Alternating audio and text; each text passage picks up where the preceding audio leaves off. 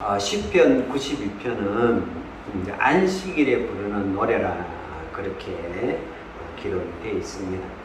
그래서 하나님께 감사하자, 하나님을 찬양하자, 이렇게 시편이 시작이 되고 있습니다.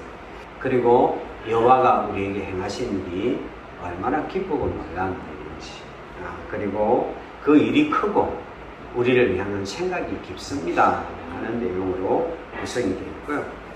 그러면서 악인과 의인의 이야기가 나옵니다. 악인은 풀같이 무성하지만은 비가 오고 나면 그 무슨 풀들이 그렇게 자랐는지 무성하지만은 그래 금방 시들어는 것처럼 악인은 겉으로 볼 때는 금방 성공하는 것 같고 금방 번성하는 것 같고 금방 잘 되는 것 같은데 그 악인의 길은 멸망을 하고 의인은 하나님께서 번성시켜 주실 것이다 하면서 결론에 오늘 본문의 이야기를 하고 있습니다.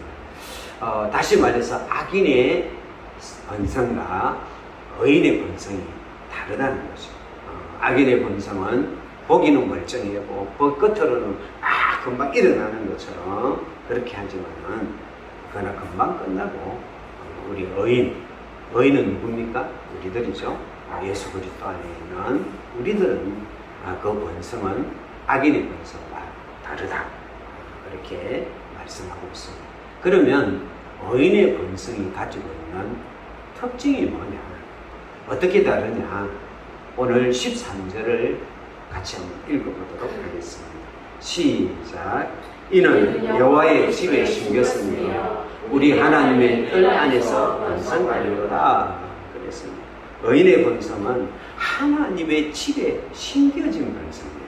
지난주에 수고하고 무거운 짐진 자들아 다 내게로라 내가 너희를 쉬게 하리라 그랬잖아요. 그러니까 수고하고 무거운 우리 인생이 예수님 안에 부름을 받고 예수님 안에 들어오게 되었을 때 단순히 쉬는 것으로 끝나는 것이 아니라 그것은 우리의 인생을 번성하게 만든다는 거죠. 그 다음에 두 번째로 우리의 번성은 하나님의 뜰 안에서 번성하는 것이 우리 의인의 번성이다 하고 설명을 하고 있습니다. 자, 그렇다면 악인의 번성은 풀처럼 막 했다가 사라지는데 의인의 번성은 어떻게 번성하느냐? 그게 오늘 12절에 있습니다. 12절을 같이 한번 읽겠습니다. 시작. 의인은 종려나무같이 번성하며 레바논의 백향목같이 성장하리로다. 그렇습니다. 의인은 종려나무같이, 같이는 비유거든요. 의인이 번성을 하는데 어떻게 번성하느냐? 종려나무같이 번성을 하고 의인이 성장하는데 어떻게 성장하나? 백향목 같이 성장한다고 했어요. 종려나무를 우리가 잘 모르니까 성경을 읽을 때 우리를 종려나무 같이 번성하게 합니다. 읽을 때는 은혜가 되는데 도대체 종려나무 같이 번성한다는 게 우리를 어떻게 번성하게 만드는 건지 감이 안 온단 말이죠. 백향목 같이 우리를 성장시킨다. 이게 감이 잘 안 온단 말이죠. 그러면 여러분 하나님께서 우리를 종려나무같이 번성하고 백향목같이 우리를 성장시켜주는 이 하나님의 번성은 어떤 의미가 있느냐? 꺾이지 않는 번성. 하나님이 우리를 번성시킬 때 하나님의 집에 우리를 심고 하나님 우리를 번성시킬 때 이 번성은 어떤 상황과 환경에도 꺾여지지 않는 번성이에요. 여러분 종려나무의 특징은 뭐냐면 그 뿌리가 100m 내지 200m로 뻗어나간다고 그래요. 그래가지고 아무리 척박한 땅이라 할지라도 아무리 사막 같은 땅이라 할지라도 종려나무는 말라 죽지 않고 그래서 종려나무의 한 명이 뭐냐면 피닉스예요. 불사르다는 뜻을 갖고 있습니다.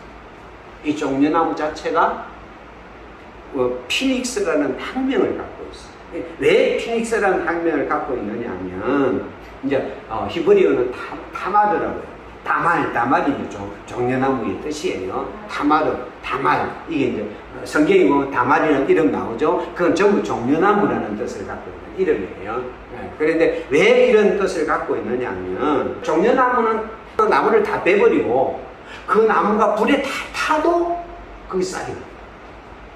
윗둥지를 다 빼내버리고 그 위에 있는 것들을 다 불태워버려도 거기서 죽은 이 불탄 나무에서 싹이도 우미 돋아나는 게 종려나무다.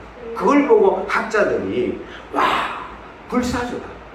이래가지고 학명이 피닉스라는 학명을 갖고 있습니다. 그리고 어떤 태풍이 불어도 하리케인 같은 태풍이 불으면 다른 나무들은 다 꺾이는데 이 종려나무는 절대 꺾이지 않아요. 이게 바람이 나무가 완전히 휘어져 가지고 쓰러져도 다시 이런 탄력이 굉장히 강해 가지고 꺾이지 않을 뿐만 아니라 이 태풍이 지나가고 나면 이 종려나무가 막 이렇게 흔들리다가 지나가고 나면 이 흔들리는 걸 통해서 뿌리가 더 강해져요. 그 태풍이 지나가고 나면 막 더 튼튼하게 써가지고 이전보다 더 강하게 써가지고 자라는 나무가 종려나무다. 여러분, 종려나무같이 번성한다는 말은 네 인생에 어떤 태풍이 오고 네 인생에 어떤 폭풍이 와도 꺾여지지 않는 번성이다. 할렐루야. 너가 정말 그루터기까지 다 베어져가지고 그루터기밖에 남지 않고 네가 다 불탈지라도 거기에도 우미 솟는 번성이야. 백합물도 마찬가지야. 레바논을 뺏으면 1000m 넘는 고산지에 사는데요. 이게 얼마나 강한지요. 그 안에서 저는데 어떤 환풍에도 흔들리지 않고 그 단단하게 서 있는 나무가 바로 백향목. 눈보라가 아무리 매섭게 몰아쳐도 비바람이 아무리 불어도 꿋꿋하게 그 자리를 지키며 서 있는 나무가 백향목. 의인은 종려나무같이, 의인은 백향목같이 번성한다는 이 말은 어떤 고난과 역경과 어려움 속에서도 꺾이지 않는 번성이라는 거예요. 할렐루야. 그래서 고린도후서 4장 8절 9절에는 이렇게 말하고 있습니다. 같이 읽겠습니다. 시작. 우리가 사방으로 우겨삼을 당하여도 쌓이지 아니하며 답답한 일을 당하여도 낙심하지 아니하며 박해를 받아도 버림받지 아니하며 거꾸로 떨림을 당하여도 망하지 아니하며. 여러분, 하나님 왜 이렇게 이름 하나님의 집에 심겨있기 때문에 여러분, 하나님의 집에서 예수 그리스도가 심겨져 있는 우리 의인은, 우리의 성도의 삶은 여러분 사방으로 우기움의 싸움을 당해가지고 그만 고난과 역경이 막 온 사방으로 막 내가 둘러쌀지라도 그 위에 쌓이지 않는 거예요. 할렐루야. 답답한 일을 당하여도 낙심하지 않고 박해를 받아 버림받지 않고 거꾸로 뜨림을 당하여도 망하지 않는 사람이 성도예요.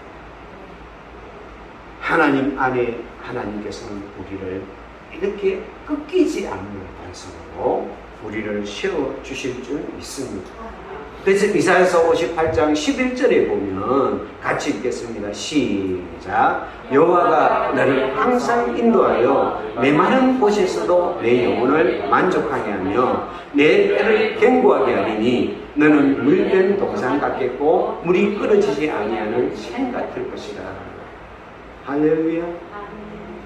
하나님의 집에 숨겨져 있는 우리의 본성은 정말로 메마른 곳에서도 우리의 영혼은 만족하고 메마른 곳에서도 내 뼈는 견고하게 돼서 물된 동산 같고 물이 끄지않은 샘처럼 어떤 상황과 역경과 환경 속에서도 우리의 잎은 무성하고 우리의 꽃은 피고 우리는 자라고 우리는 더 성장해가는 본성이 바로 예수 그리스도 안에 주시는 본성인 줄 믿습니다.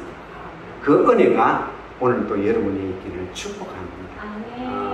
이 대표적인 예가 요셉이잖아요. 요셉. 요셉이 팔려갔는데, 형제들이 팔려갔는데, 그 보디발의 집에 가가지고 노예가 됐을 때 성경은 뭐라고 기록을 하느냐 하면 같이 한번 읽겠습니다. 시작. 여호와께서 요셉과 함께 하심으로 그가 형통한 자가 되어 그의 주인 애굽 사람의 집에 있으니, 이 요셉은 그의 아버지 집에서 뽑혔어요. 그의 형제 집에 뽑혔어요. 뽑혀가지고 그가 모르는 정말 낯선 곳에 노예가 되고 딱 끌려갔는데 성경은 뭐라고 말하냐, 거기서 여호와가 함께 계셨다. 집에서는 뽑혔지만은 하나님은 그 요셉을 하나님 품 안에 심어주십니다. 그러니까 어떻게 됩니까? 형통한 자가 됩니다.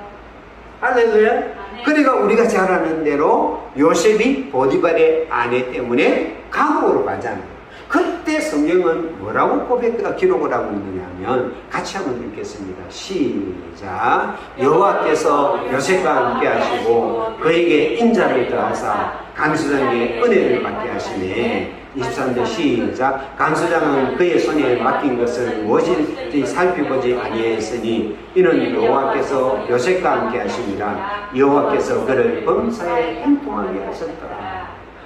감옥에 갔는데 이게 보디발이 든든한 이렇게 받침이 되었다가 거기서 뽑혀가 감옥에 갔는데 거기도 누가 있더라고요? 하나님이 요셉과 함께 해가지고 은총을 받게 하고 하나님이 요셉과 함께 해가지고 그 감옥 속에서 행통하였더라. 참 요셉의 인생이 참 재미납니다, 여러분. 여기 보면 노예로 팔려갔는데 거기서 형통하더라. 감옥으로 갔는데 그 감옥에서 형통하더라. 여러분, 요셉의 인생에 고난이 오고 어려움이 오고 힘든 일이 올 때마다 어떻게 합니까? 하나님은 요셉을 꺾이지 않도록 함께 계셔서 그의 삶에 은혜를 공급하고 그의 삶을 돌봄으로써 더 번성하고 더 번성하고 더 번성하게 만드신 분이 하나님 줄 믿습니다.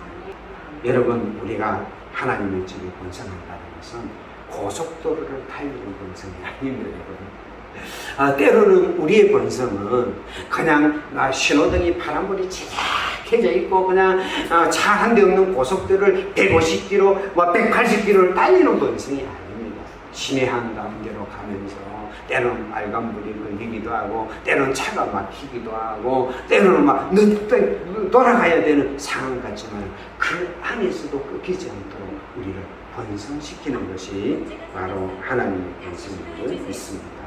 할렐루야. 저는 이 사람 한 분을 좀 소개를 좀 하려고 합니다. 이분은 2살 때 소아마비를 앓았습니다. 그런데 너무 집이 가난해가지고 치료할 시기를 놓쳤어요. 그 후유증으로 안전뱅이가 되어서 어린 시절을 보냈습니다. 그래 혼자 설 수 없기 때문에 기어다니면서 살아야 됐습니다. 그래서 비로푸드에 엎드려서 한손 땅을 짚고 그다음 비로푸드를 갖고 막 엉엉엉 기어다닐 때 이렇게 사람들이 보고 다 해를 찾다고 그래요. 저는 제 인생이 왜 저런 인생이냐, 제 인생은 평생 저렇게 살다가 거지로 살겠지 그랬다고요. 그리고 이제 부모들의 가수원이 가고 나면 행가 누나가 다 학교를 가면 집에 혼자서 누워있다가 잠이 들었다가 눈을 뜨면 아무도 없는데 눈을 뜨면 몸도 움직일 수 없고 아무도 눈을 뜨면 외로움이 뭔지 정박함이 뭔지 어릴 때부터 그걸 알았다고 이렇게 이야기하더라고요. 그의 아버지가 술만 먹으면 집에 와가지고 좀 폭력을 좀 행사했는데 이 아버지가 유독하게 이 막내를 싫어했어요. 그래가지고 막 술만 마신다면 저런 쓸모없는 놈 갖다 버려라, 땅에 파묻어버리면서 폭력을 휘두르고, 그러면 엄마는 그 앞에서 눈물로 밤을 지시는 어린 시절을 보냈습니다. 그리고 9살 때 이제 초등학교를 입학하려고, 집이 이제 시골이니까 그 어머니가 이제 애를 업고 1시간이 넘는 초등학교로 가가지고 교장 선생님을 만나가지고 애를 좀 입학시켜달라고 부탁을 한 거예요. 그러니까 교장 선생님이 일어나보라고 못 움직이니까 우리 애를 받을 수 없다고 거절을 해요. 그러니까 그 엄마가 빌고 빌어도 안 되니까 그 애를 업고 집으로 돌아오면서 엄마가 보면서 서러워가지고 그 1시간 길을 걸어오면서 다 울면서 걸어오는데 그때 심정을 인터뷰에서 이렇게 고백을 했더라고요. 바람이 많이 불던 봄이었어요. 시골 봄은 유난히 쌀쌀하고 황량한데 저를 초등학교에 입학시키려고 학교까지 찾아갔지만은 끝내 거부당한 어머니는 집으로 돌아오는 길에 많이 우셨어요. 어머니 등이 엎혀있던 저도 서러운 마음에 눈물을 훔쳤죠. 나는 배울 수 없는 사람이구나.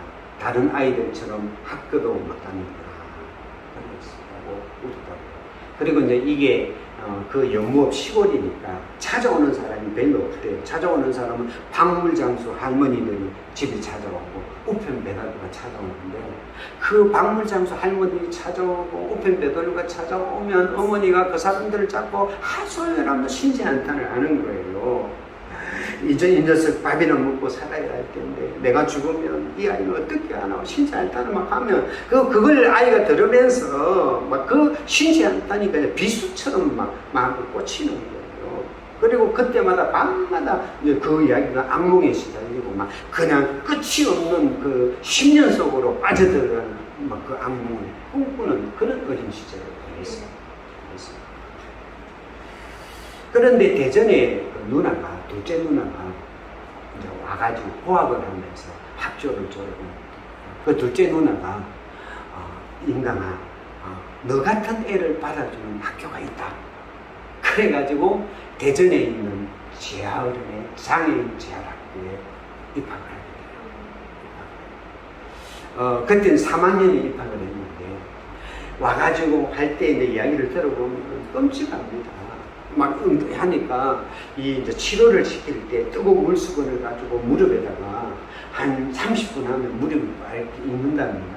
그러면 옆에 물리치료사들이 그 굳어진 무릎을 패는 거예요. 막 2시간 정도를 막 패는 거예요. 그럼 막 쑥 끝나고 해도 막 그 안 듣고 패는 거예요. 왜 그렇게 하느냐면 그렇게 패야 집 밥이라도 짓고 걸어갈 수가 있으니까. 그래가지고 2년 만에 이제 서가지고 목발을 짚을 수 있을 정도로 됐어요. 그래가지고 6학년 때 그 선생님을 한 분을 만나게 됩니다. 최하복 선생님이라는 분을 만나게 되는데 이분이 이제 6학년 담임이었어요. 이 애를 알아보고 3학년 있던 애를 갖다가 애는 머리가 좋으니까 6학년을 월반을 시키라 이래가지고 3학년을 6학년을 월반을 시켜가지고 애를 가르치기 시작해요. 그래가지고 너는 여기에서 장애인 학교에서 애가 아니다. 너는 일반 중학교 가가지고 넌 해야 된다. 그래가 학력고사 막 문제지도 가져가고 풀게 해줘가지고 근데 애가 공부를 잘했어요. 그렇게 해가지고 대전중학교 학교에 옛날에는 시험 치렀잖아요. 그렇게 안 받아주니까 최하복 선생님이 대전중학교 교장실을 찾아가고 막 소리를 쳤다는 거 아니에요. 당신들의 그 모습 보고 그러면 안 된다. 당신은 이 애 때문에 이 대전중학교가 나중에 유명해질 거다. 막 그 큰 소리를 쳤다는 거예요. 그러니까 걔를 받아줬어요. 받아줬는데 그때부터 애가 1, 2등 안 놓치고 그래가지고 충남고등학교 연합고시에 전국 만점을 받아가지고 전국 1등이 되어가지고 충남고 작품에 들어갔어요. 그래서 충남고에서 뭐 이렇게 일해가지고 어디로 갔느냐 하면 서울대학교 수학과에 있어요. 수석으로 들어갔어요. 근데 이제 이 수석이 들어가도 여전히 막 힘들잖아요. 근데 어느 날 이렇게 근데 비가 쫙 오는데 가방을 메고 막 이렇게 목발 집으니까 우산을 들 수 없으니까 비 쫄딱 맞아가니까 누군가가 우산을 씌워준 거예요. 선배 누나가 우산을 씌워준 거예요. 저는 괜찮다고 미쳐서 가라고 그러는데도 안 가고 끝까지 심어줘요. 한참 가다가 그 누나가 물으면 하나님에 대해서 당신 어떻게 생각해 본 적 있습니까? 그러니까 그때 자기가 그렇게 이야기했더라고요. 나는 덱보다 하나님에 대해서 수백 번, 수천 더 많이 생각하는 사람이에요. 왜냐하면 내 인생은 왜 이렇게 태어났냐고 하나님과 계속 물으면서 살아왔어요. 그리고 그 누나가 그러면 와가지고 이렇게 성경 공부하는 데가 있다. 그래가지고 예수를 영접했어. 일하는 거였습니다. 근데 이제 3학년 될 때 이 무거운 짐을 지고 가방을 메고 이 강의실로 저 강의실로 옮기다 보니까 이 갈비뼈가 폐를 찔러가지고 폐구멍이 나. 그래 의사가 당신 수술 안 받는다. 죽는다. 심장마비 죽는다. 빨리 입원해 수술 받아라. 그러니까 이게 너무 억울하고 화가 나가지고 나 죽어도 좋다. 그 내가 따져볼 게 있다. 내가 죽어도 좋은데 내가 한번 따져봐야 되겠다. 해가지고 병원을 태워내고 엄마를 가지고 기도원에 들어가. 기도원에 들어가가지고 하나님 앞에 막 외치기 시작해. 하나님이 왜 나한테만 이렇게 가혹합니까? 왜 나는 항상 아프기만 하고 아무 쓸모없는 나같이 있는 게 살아있는 게 하나님 당신한테 무슨 의미가 있습니까? 나 그만 데려가달라고 원망을 쏟습니다. 그런데 그렇게 우는데도 뭐 치유가 된다, 앞으로 뭐 소망이 있다 이런 막 그 응답이 하나도 없는 거예요. 그래가지고 막 며칠을 엄마가 기도는 무슨 기도입니까? 막 엄마만 쏟아놓고 있는데 이제 그가 이제 그 순간에 고백한 내용입니다. 나를 이렇게 만든 하나님이 불공평한 것 아니냐고 따지고 또 따졌다. 그때 문득 등 뒤에서 누군가의 찬송 소리가 잔잔히 들려왔다. 내 모습 이대로 주 받아주소서. 날 위해 돌아가신 주 날 받아주소서. 날선 금 하나가 심장 한가운데 들어 박히는 듯했다. 갑자기 눈물이 터져 나왔다. 뻣뻣하게 서있던 자아가 툭 하고 꺾이면서 해결가 터져 나왔다. 울고 그리고 또 울었다. 그때 하나님을 만났어. 그러면서 거기서 깨달은 게 뭐냐면 나를 이렇게 만든 것은 나처럼 연약한 사람, 나처럼 힘없는 사람의 희망을 주는 것이 나를 만든 하나님의 뜻이구나. 그걸 깨달았어요. 그리고 병원에 들어가가지고 1년 동안 병상생활을 하면서 그에게 꿈이 생겼어요. 내가 교수가 되겠다. 그 꿈을 그때 그 상황에서 꿈을 꾸기 시작을 했고요. 그리고 이 1년 동안 병상에 누워있는 동안 육체를 의지하지 않고 하나님을 의지하는 법을 배웠어요. 거기서 그는 기도하는 법을 배웠고요. 성경 읽는 법을 배웠고요. 고통 가운데 찬양하는 법을 배웠어요. 그리고 세상에서 잘나고 영예롭게 사는 그런 삶보다는 하나님 앞에 선하고 기뻐하고 온전한 뜻을 구하는 호람대의 삶을 살아야 되겠다. 이걸 그때 깨달았어요. 그리고 그는 복학을 해가지고 서울대 차석으로 졸업을 하고 미국 버클리 대학으로 유학을 떠나게 되는데요. 그때 국내에서 성경 있죠. 지금 SK의 전신 성경에서 해외 장학금을 받았고요. 버클리 대학에서는 학비 면제와 월 1,000달러의 생활비를 받게 되었어요. 사람들은 어린 시절 안전뱅이로 땅바닥을 기어다니던 김인강을 보고 장차 거지가 될 거라고 저주했지만은 하나님은 위대한 계획을 가지고 찬란한 미래를 기르고 있죠. 이분이 2007년도 40세 이하의 과학자들에게 주는 젊은 과학자 상을 받았고요. 그리고 2021년도 한국 과학상을 수상을 했는데 동아일보에 보면 보면 이렇게 기사가 되어 있습니다. 과학기술정보통신부는 22일 한국과학상 2명과 한국공학상 2명, 젊은 과학자상 4명, 이달의 과학기술의상 6명, 총 14명의 수상자를 발표했다. 세계적 수준의 연구 성과를 낸 기초과학자에게 수여되는 한국과학상에는 김인강 고등과학원 교수와 김윤호 허스텍 교수가 선정되었다. 김인강 교수는 수학의 난제였던 쓰쓰던 가설을 해결한 공로를 인정받았다. 이게 그 신입니다.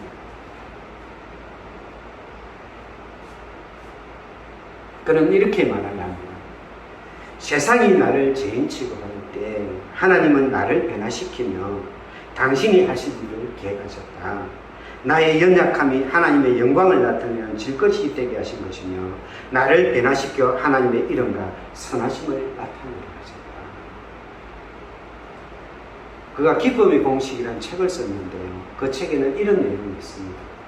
내가 인생의 모퉁이 길에 있을 때 하나님은 나를 보고 계셨고 내가 절망과 내가 웃을 수 없는 그 상황에 있을 때 내게 미소를 주셨고 그리고 지금 하나님은 내게 말할 수 없는 기쁨을 주셨습니다 하는 고백을 하고 있습니다. 하나님의 번성은 온실속의 번성이 아닙니다. 하나님의 번성은 고속도로의 대로변으로 신호등 없이 달려가는 번성이 아닙니다. 하나님의 번성은 메마른 강야와 척박한 땅에서도 뿌리를 깊이 내리고 그 척박한 사막에서도 우뚝 서서 열매를 맺는 종려나무처럼, 그래서 그 종려나무가 서 있는 곳을 오아시스로 만드는 종려나무처럼 어떤 고난에도 끊기지 않는 번성을 우리에게 주시는 분이 하나님의 번성입니다. 여러분의 삶의 자리가 지금 어떤 자리에 있을지라도, 때로는 지금 꺾여지는 것 같은 사막 같은 자리에 있을지라도 예수 그리스도에게 뿌리받고 하나님의 뜻 안에 있는 우리는 하나님께서는 종려나무처럼 백향목처럼 우리를 번성시켜 주실 줄 믿습니다.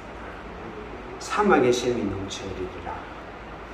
1절 전반부, 2절 전반부하고 후렴하도록 하겠습니다.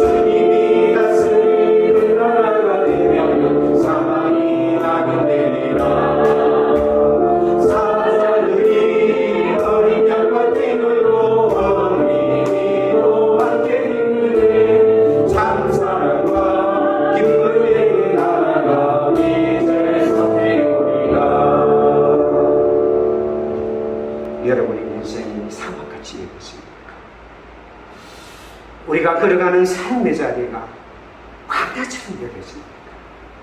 하나님은 그 사막을 꽃동산이 되게 하고 그 사막을 숲이 되게 만들 수 있는 하나님께서 우리 인생을 반드시 번성하게 만들어주십니다.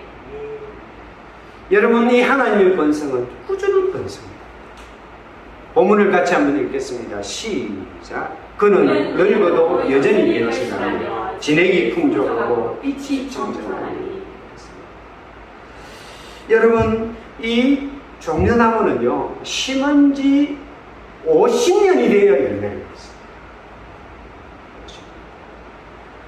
50년이 될 때까지는 열매가 없습니다. 근데 50년의 열매가 맺혀지면요, 150년의 열매를 따먹을 수 있어요.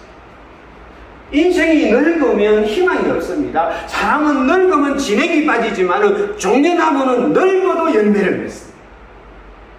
열매도 진액이 풍성합니다. 여러분, 이 백향목은요, 1년에 한 1cm밖에 안 자랍니다. 아주 천천히 자랍니다. 근데 이 제대로 된 나무 한 300년쯤 되면 이 나무가 2000년, 3000년을 갑니다. 2000년, 3000년을 가도 청청하고 진액이 마르지 않고 그 입은 청청합니다. 나는 나이가 많이 들었다고요. 나이가 많이 들었다고요. 내가 인생이 늙어같이 여겨진다고요? 아닙니다. 하나님은 우리를 정말 진액이 풍성하도록 우리를 만들어 주셔서 결코 우리를 이렇게 낡아지지 않도록 우리를 꾸준하게 섬기시켜요. 할렐루야. 여러분, 아브라함 75세의 부름을 받고요, 100세의 아들을 낳았어요. 모세는요 80살의 부름을 받고요, 그의 인생의 가장 번성기가 언제냐, 가장 클라이막스가 언제냐, 그 80살에서 120살까지의 40년이에요. 우리는 내리막길이 아니에요. 나는 이제 내리막길만 남아. 아니에요. 하나님의 번성은요, 우리가 나이가 늙어도 진액이 풍성하고 입이 청청하게 만드는 번성. 그러므로 우리는 같이 한번 말씀을 마무리 짓겠습니다. 시작. 이는 여호와의 집에 심겼으며 우리 하나님의 뜰 안에서 번성하리로다. 우리가 하나님의 집에 뿌리를 내십시다. 여러분, 종려나무가 그렇게 끊기지 않고 자라는 것은 그 뿌리가 깊이 박혀있기 때문에, 그냥 100m, 200m까지 박혀있기 때문에 그렇게 끊기지 않아요. 학자들이 이야기합니다. 백향목이 그냥 정도 올라가면 그 뿌리가 그 위에 올라갈 만큼 있죠. 그래서 백향목은 절대 넘어지지 않습니다. 사랑하는 하늘빛교회 성도 여러분, 우리는 풀처럼 비만 오면 금방 무성해졌다가 조금만 비가 안 오면 말라버린 풀 같은 인생이 아니라, 때로는 정말 얼어 보이고, 때로는 자라지 않는 것처럼 보이고, 때로는 열매가 없는 것처럼 보일지라도 종려나무처럼 꿋꿋하게 자라서 뿌리를 내리고 내려가지고 어떤 역경과 환경 속에도 번성케 하시는 하나님의 번성을 누릴 수 있는 여러분들이 되시기를 축복합니다. 아멘. 뿌리를 내리는 방법 다른 거 없습니다. 기도를 쉬지 마세요. 예배에 집중하세요. 예배를 통해서, 기도를 통해서, 말씀을 통해서 예수님에게 뿌리를 내려 공급받아 청청한 인생을 살아가는 여러분 같이 되기를 축복합니다. 기도하겠습니다. 사랑하는 주님, 은혜를 감사를 드립니다. 우리를 종려나무같이, 백향목같이 번성하게 하여 주신 주님을 찬양합니다. 그 주님의 근원을 바라보고 뿌리를 주님께 깊이 내어 주님의 그 모든 풍성한 은혜를, 성장케 하는 은혜를, 번성케 하는 은혜를 풍성히 누리게 하옵소서. 예수님 이름으로 기도드립니다. 아멘.